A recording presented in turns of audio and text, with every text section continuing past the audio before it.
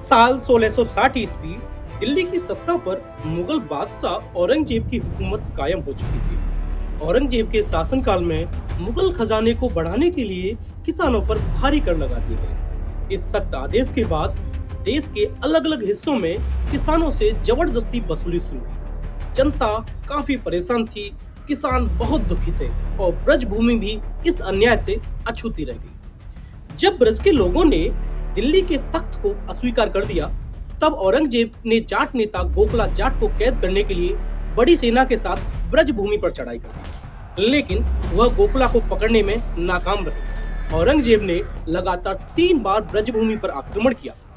दिसंबर 1670 में मुगलों और जाटों के बीच फिर एक जबरदस्त भिड़ंत शुरू हुई। इस बार मुगल सेना ने गोखला और उनके हजारों साथियों को बंदी बना लिया। सभी बंदियों को आगरा लाया गया, जहां बीच चौराहे पर उन्हें निर्दयता से टुकड़ों में काटकर मार डाला। लेकिन संघर्ष यहीं खत्म नहीं हुआ। गोखला के बलिदान के बाद उनके वंशज राजाराम सिंसिनबाड़ ने एक नई सेना का निर्माण किया। सन 1689 में उन्होंने आगरा के निकट सिकंदरा पर आक्रमण किया और मुगल सम्राट अकबर के मकबरे को लूटकर अपने पिता गोखला की मृत्यु का बदला लिया। इस हमले में जाटों ने मुगलों की अपार दौलत अपने कब्जे में ले ली। उस समय बदलता है। राजाराम के पुत्र बदन सिंह जी ने आगरा के मुगल थाने पर आक्रमण करके ब्रज के बड़े इलाकों पर अपना प्रभाव स्थापित कर लिया। इसी वंश में जन्म हुआ जाटों के उस नायाब सितारे का, जिसने अपने शौर्य से भरतपुर को नई पहचान दी। वह थे महान योद्धा महाराजा सूरजमल, जिनको आज पूरी दुनिया जानती है। सूरजमल बचपन से ही वीर, बुद्धिमान और तेजस्वी प्रभाव के थे। कम उम्र में उन्होंने मेवात पर आक्रमण करके अपना पराक्रम दिखा दिया। सन 1732 में पिता के आदेश से उन्होंने डीग के किले पर चढ़ाई की और डीग सहित कई क्षेत्रों पर अधिकारित कर लिया और वहीं उनका विधिवत राज्याभिषेक भी हुआ। यही वही सूरजमल है जिन्होंने दिल्ली के बादशाहों को 1 महीने तक दिल्ली में घेर कर रखा और उन्हें जाटों का अफलातून भी कहा जाता है। वे ब्रज के ऐसे शासक थे जिन्होंने मुगलों को अपनी शर्त मानने पर मजबूर कर दिया। पानीपत युद्ध के बाद मराठों की सहायता के लिए उन्होंने अपने खजाने खोल दिए। वे वीर, धैर्यवान और गंभीर शासक थे। उनके शासनकाल में जनता सुख और वैभव से भरपूर जीवन जी रही थी। मेवा, रोहतक से लेकर चंबल की घाटियों तक उनका विशाल साम्राज्य फैला हुआ था। वे दोनों हाथों में तलवार लेकर दुश्मनों पर टूट पड़ते थे। ब्रज के हिंदुओं का गर्व थे वे। 80 युद्धों के विजेता थे वे। साल 1743 में जयपुर के महाराजा सवाई जय सिंह द्वितीय के निधन के बाद और उनके पुत्र ईश्वरी सिंह और माधो सिंह के बीच गद्दी को लेकर युद्ध छिड़ गया।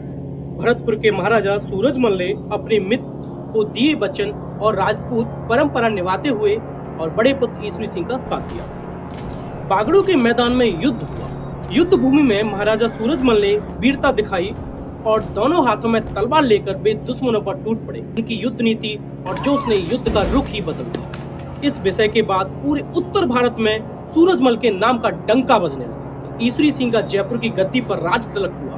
ब्रज भूमि जयकारों से गूंज उठी। इसके बाद सूरजमल ने अपने राज्य विस्तार के लिए अभियान तेज कर दिया।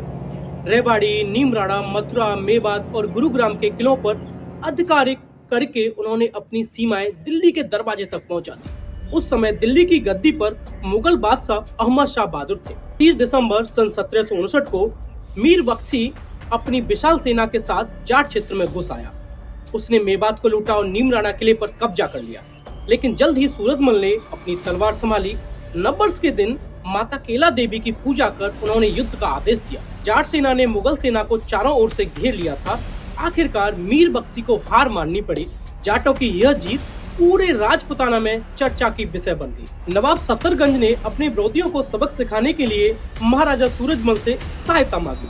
मई 1753 में सूरजमल ने दिल्ली पर चढ़ाई कर दी। 9 मई से 4 जून तक जाटों ने पुरानी दिल्ली को घेर लिया। दिल्ली की कमजोर बादशाहत किले में कैद होकर रह गई। इतिहास में इस घटना को दिल्ली विजय कहा जाता है।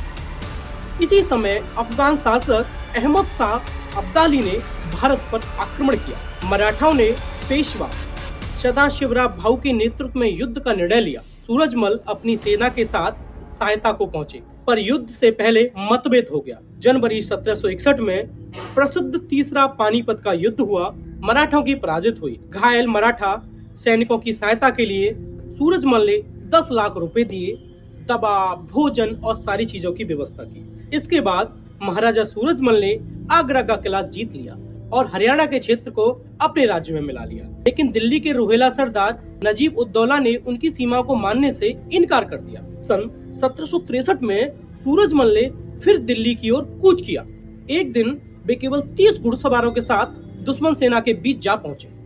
भीषण युद्ध हुआ और 25 दिसंबर 1763 को वह वीर योद्धा वीर गति को प्राप्त हुआ। 56 वर्ष की आयु में यह महान सपूत दुनिया से विदा हो गया।